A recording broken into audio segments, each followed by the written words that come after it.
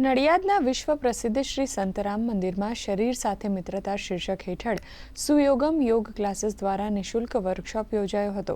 યોગાચાર્ય ચાંદની પંકેશ દવેએ audio, video અને practical માધ્યમથી સમજ આપતા જણાવ્યું કે આહાર એ માત્ર પેટ ભરવાની પ્રક્રિયા નથી, પરંતુ ચેતનાના પોષણની સાધના છે।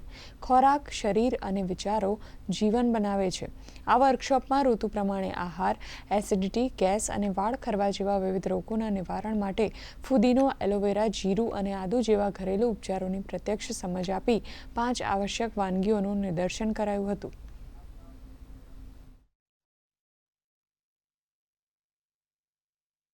શરીર સાથેની મિત્રતા આપણે કેવી રીતે કેળવવી જોઈએ, શરીર કઈ રીતે શું આપણને એક્સપ્લેન કરે છે અને કયું ભોજન આપણે શરીરને ખરા અર્થમાં આપવું જોઈએ, કયા દિવસે આપણે શું આપવું જોઈએ, સાંજે શું આપવું જોઈએ, કઈ ઋતુમાં શું આપવું જોઈએ, કઈ અવસ્થામાં શું આપવું જોઈએ, એ બધી વસ્તુઓને ધ્યાનમાં રાખીને મહારાજશ્રીની ઈચ્છા હતી કે આયુર્વેદ અને નેચરોપેથીને ધ્યાનમાં રાખીને લોકોને જાગૃત કરીએ।